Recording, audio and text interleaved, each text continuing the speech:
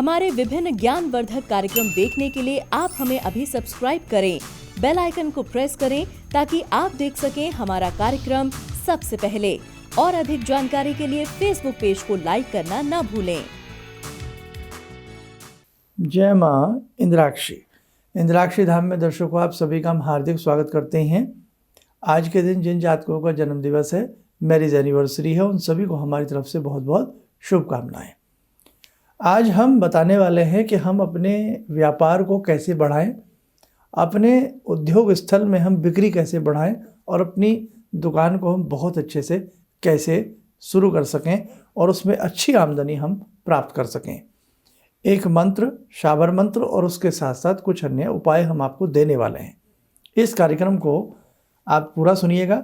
अगर आप कोई उद्योग है, कोई दुकान करते हैं, कोई भी व्यापार चलाते हैं तो उसमें और चार चांद लग सकते हैं। आइए पहले आज का हम पंचांग देखते हैं।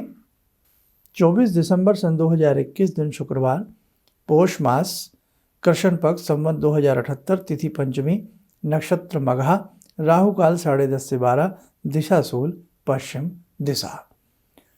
हम बहुत मुश्किल से कई बार किसी व्यापार को खड़ा कर पाते हैं। कई बार हम बड़ी अमाउंट में कर्ज ले लेते हैं बैंक से या किसी से, और उसके बावजूद भी हमारी दुकान बहुत अच्छे से नहीं चल पाती। हमारे जितने भी दुकानदार भाई हैं बहुत सुबह दुकान खोलते हैं, लेट तक दुकान पर मेहनत करते हैं, देर रात तक घर पर वापस आते हैं और कई बार हाथ कुछ भी नहीं लगता। देखो, हर व्यक्ति को आस होती है कि 2 पैसे वो कमा सके और अच्छे से वो भी जीवन जी सके। नई नई वैरायटी भी लाते हैं, नया नया सामान भी होता है, औरों की अपेक्षा दुकान में अच्छा माल होता है, लेकिन उसके बावजूद भी वो बात नहीं आ पाती है। तो आज मैं ऐसा ही कुछ आपको उपाय देने वाला हूँ और उसके साथ साथ एक चीज़ आपको और बता दूँ।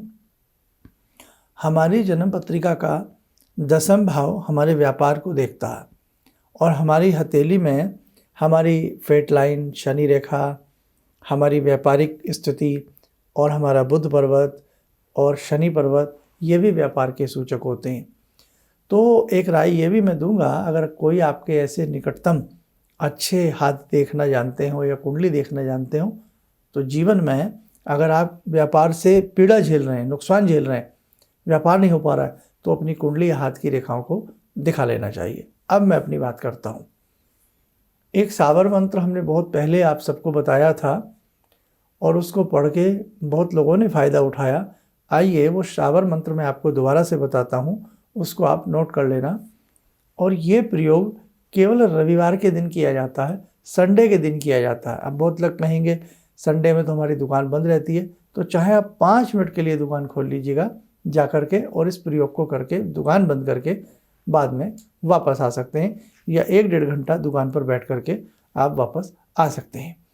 तो पहले तो ये साबर मंत्र लिख लें, इसके बाद मैं कुछ अन्य उपाय दूंगा और जिन्होंने पहले ये साबर मंत्र पढ़ा हो और लाभ ना हुआ हो तो कहाँ कमी रही वो भी मैं आज आपको बताऊंगा। तो आइए मंत्र नोट करें। लिखें, भंवर वीर तू चेला मेरा, खोल दुकान कहा कर मेरा, उठे जो डंडी बिके जो माल, भंवर वीर सोखे नहीं जाए। दोबारा पढ़ते हैं। भंवर वीर तू चेला मेरा, खोल दुकान कहा कर मेरा, उठे जो डंडी बिके जो माल, भंवर वीर सोखे नहीं जाए।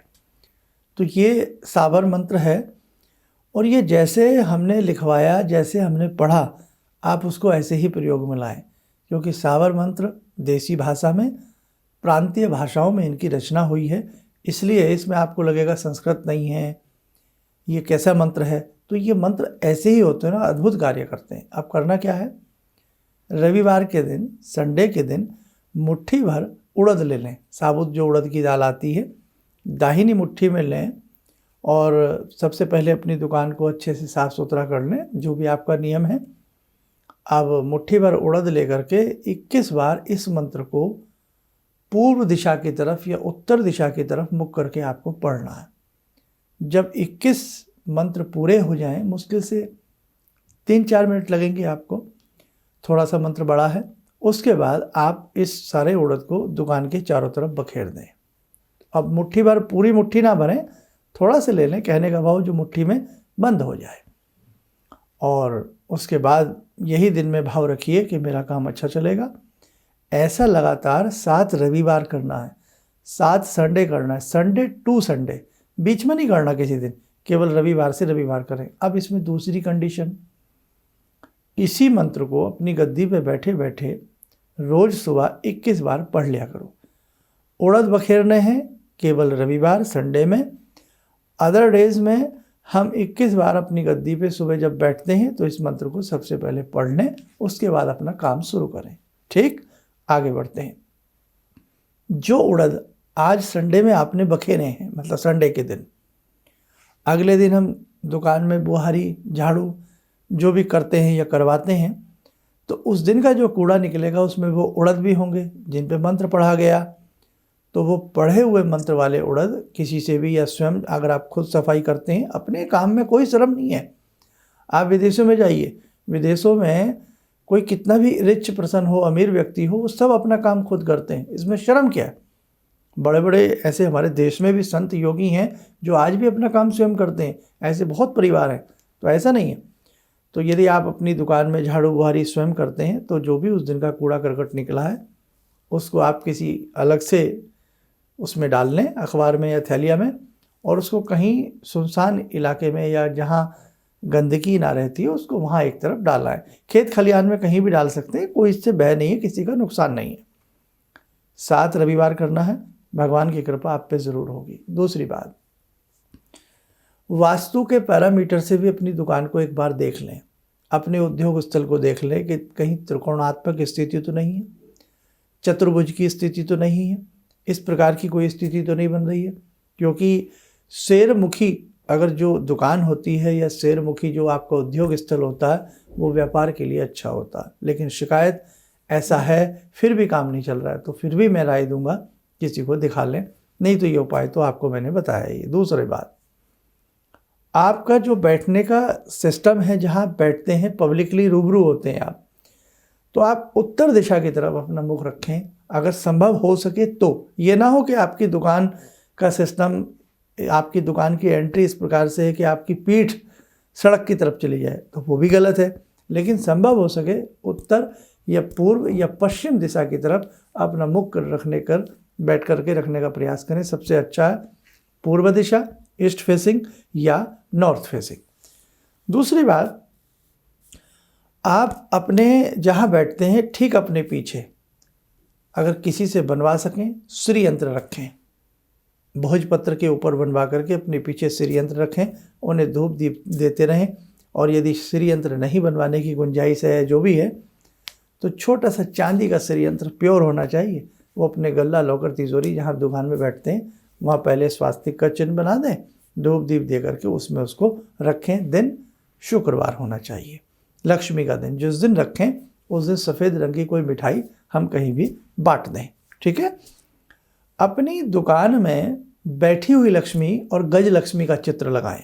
अगर श्री यंत्र नहीं रख सकते तो बैठी हुई लक्ष्मी हो, कमल के पुष्प पे बैठी हैं, सिक्कों की बरसात हो रही है। एकमात्र भगवती लक्ष्मी ही ऐसी हैं जिनके हाथों से आशीर्वाद के साथ साथ धन बरसता है। तो ये उपमा है, मतलब उनका आशीर्वाद ऐसा है कि आपको आशीर्वाद मिल जाए तो धन अच्छा मिलेगा, है ना। तो उपमाएं हैं ये सब भगवान की, इसलिए चित्र ऐसे बनाए जाते हैं। तो वो रखिएगा, आप उसको धूप दीप देते रहिए। आए शुक्रवार जो आपने लक्ष्मी जी का चित्र या श्री यंत्र रखा है, लगाया है, उनको आप सफ़ेद रंग की खोवा की मिठाई का भोग थोड़ा सा लगाएं या किसी तस्तरी प्लेट में लेकर के भावना करें और बाद में वो अपने दुकान के एम्प्लॉयज़ के साथ या कहीं भी उसको बांट सकते हैं। आप ये करिए और हर शुक्रवार नियम बनाइए कि शाम के समय आप लक्ष्मी चालीसा या श्री सूक्त का पाठ अपनी दुकान में बैठ कर के करना शुरू कर दें। देखो समय कितना लगेगा, मुश्किल से श्री सूक्त पढ़ने में 5 मिनट लगते हैं। आपको नहीं आता तो आजकल तो ऐसे छोटे छोटे इलेक्ट्रिक इंस्ट्रूमेंट आ रहे हैं जिनमें इस प्रकार की चैंटिंग, इस प्रकार की धुन रहती है, तो आप श्री सूक्त वाला ले आएँ, उसको आप सुना करें हर शुक्रवार। फिलहाल इतना करिए और अधिक जानकारी के लिए आप किसी मर्मज्ञ को अपनी कुंडली, यदि डेट ऑफ बर्थ नहीं है तो हाथ की रेखाएं किसी को दिखा लीजिए। और भी मैं बहुत सारे ऐसे कार्यक्रम समय समय पर आपको देने वाला हूँ। किसी भी तरह से आपका व्यापार अच्छा चले, आप मन मायूस कर करके नहीं रहना है। बहुत मेहनती हैं, बहुत मेहनत से आपने अपने आप को यहाँ तक लाए हैं। ईश्वर की कृपा से, जगदम्बा की कृपा से आप बहुत आगे बढ़ेंगे।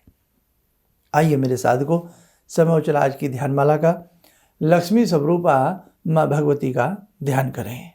ॐ सिन्दूरारुणविग्रहां त्रिनयनां माणिक्यमूलस्फुरात् स्तारानायकशेखरं स्मितमुखी भापेन वक्षोरुवां पाणिभ्यामलपूर्णरत्नचषकां रत्नोत्परां बिभ्रति सौम्यां रत्नगटस्थरक्तचरणां ध्यायेत्पराम् अम्बिकां खड्गं चक्रगदेषु चापपरिगान् शूलम्बुशुण्डिं शिरा शङ्खं संदधतीं करे स्त्रीनयनां सर्वाङ्गभूषावृतां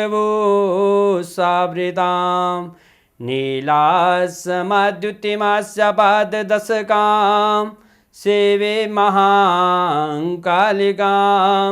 यामास्तो स्वपितैहरो कमलजो हन्तुं मधुं कैटवं विद्युद्दामसमप्रभां मृगपते स्कन्दस्थितां भीषणां कन्या विहकरवालखेटविलसा धस्ताविरासेवितां हस्तैश्चक्रगदाशिखेटविशिखां चापं गुणं तर्जनीं विप्राणामलिलात्मिकां शशिधरां दुर्गां त्रिनेत्रां भजे। कवच बना लें, ध्यान करें। भगवती का शुभ आशीष सबके ऊपर बरस रहा है।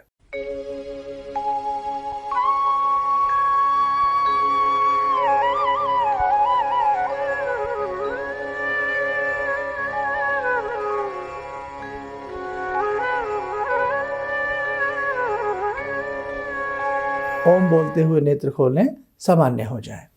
देखो साधकों, कुछ ना कुछ नया नया हम आपको देने का प्रयास करते रहेंगे।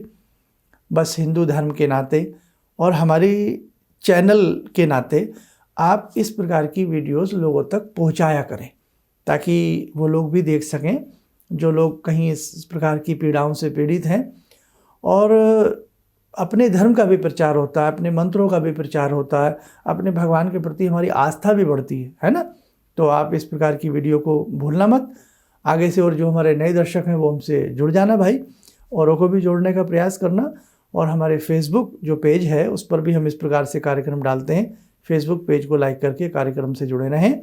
और हमारे जो मुख्य चैनल हैं, एक हमारे नाम से, एक इंद्राक्षी माता के नाम से, दोनों चैनलों से भी जुड़ने का प्रयास करें। स्वस्थ रहें, सुखी रहें। इन्हीं शुभकामनाओं के साथ हम अपनी वाणी को विराम देते हैं। जय माँ इंद्राक्षी। ऑर्डर्स मेरे पास लगभग ना के बराबर थे। मेरी फैक्ट्री लग रहा था कि शायद मुझे बंद करनी पड़ेगी, कोई दूसरा बिजनेस करना पड़ेगा। मैंने नाम बहुत कमा लिया, लेकिन पैसा मेरे पास बिल्कुल नहीं। टीवी में एक छोटा सा मंत्र, अभी तंत्र मंत्र की बात हो रही थी, तांत्रिक मंत्र रहा होगा। मैं इतना अनुभवी नहीं हूँ, मैं इतना ज्ञानी नहीं हूँ। मैंने उस मंत्र को पढ़ा। रविवार के दिन उन्होंने पढ़ने के लिए बताया था। मैंने मंत्र पढ़ा, भंवर वीर भंवर वीर तू चेला मेरा, खोल दुकान कहा कर मेरा। मैंने उन दानों को बिखेरा और आप यकीन नहीं मानेंगे, मेरे दोपहर के समय में ही मेरे पास फ़ोन आने लगे, ऑर्डर्स ऑर्डर्स। आज की तारीख में मैं इतना परेशान हूँ, इतने ऑर्डर्स हैं मेरे पास, लेकिन आज भी मैं परेशान हूँ क्योंकि मैं उन ऑर्डर्स को एग्जीक्यूट नहीं कर सकता। अभी भी मुझे आपकी ही शरण चाहिए। ऑर्डर्स मेरे पास बहुत हैं। किसी भी समस्या के समाधान के लिए मिले प्रसिद्ध हस्तरेखा एवं वास्तु विशेषज्ञ प्रोफेसर धर्मेंद्र शर्मा जी से। नोट: शिविर में भाग लेने हेतु एवं व्यक्तिगत रूप से मिलने के लिए कॉल करने का समय सुबह 10 बजे से शाम 6 बजे तक। हमारे विभिन्न ज्ञानवर्धक कार्यक्रम देखने के लिए आप हमें अभी सब्सक्राइब करें, बेल आइकन को प्रेस करें ताकि आप देख सकें हमारा कार्यक्रम सबसे पहले। और अधिक जानकारी के लिए फेसबुक पेज को लाइक करना न भूलें।